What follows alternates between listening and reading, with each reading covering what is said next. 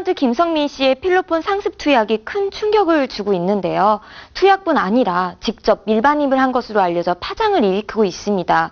과연 김성민 씨는 어떤 방법으로 밀반입을 했고 이전에는 어떤 사례가 있었는지 스타뉴스에서 알아봤습니다. 탤런트 김성민의 필로폰 상습 투약 사건으로 연예계가 들썩이고 있습니다.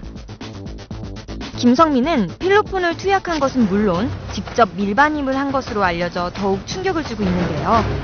과연 그가 어떤 경로로 필로폰을 들여왔는지에 대한 의문이 제기되고 있습니다. 김성민이 투약한 필로폰은 무색 또는 백색 결정성을 띠는 분말로 냄새가 없는 것이 특징인데요. 해외에서 구입해 국내로 들여오려면 공항의 엄격한 검색대를 통과해야 하는 것이 특징입니다. 김성민은 필로폰이 엑스레이 투시에 적발되지 않는다는 점을 이용해 필로폰을 파스와 함께 몸에 붙이는 방법으로 검색들을 통과한 것으로 알려졌습니다.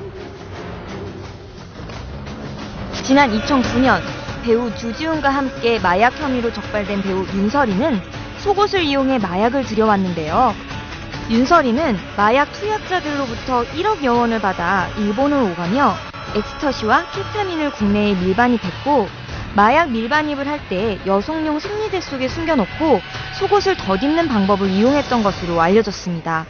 이번 사건 같은 경우에는 연예인이 직접 동료 연예인들하고 다른 사람들한테 돈을 받아서 또 일본에 가서 직접 구입을 하고 그거를 자기 몸에다가 이렇게 숨겨서 오는 그런 밀반입의 주체가 됐다는 것이 사실은 처음이기 때문에 좀 특징이 있다라고 할 수가 있습니다.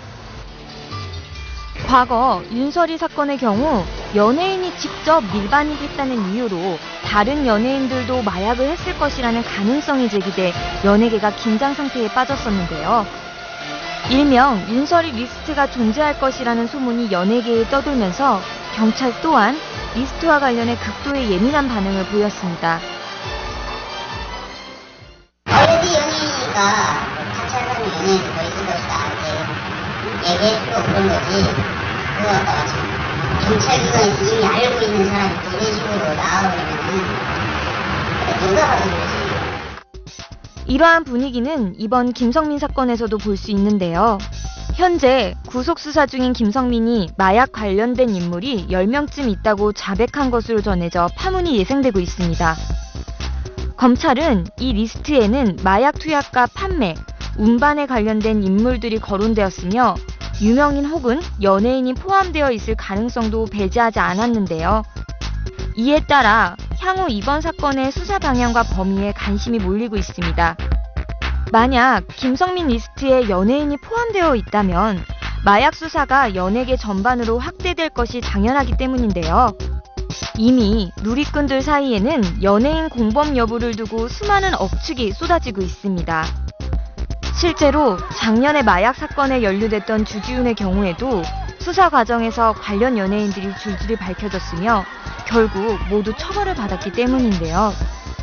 이번 김성민 사건으로 인해 당분간 연예계를 향한 마약 관련 수사는 더욱더 확대될 것으로 전망됩니다.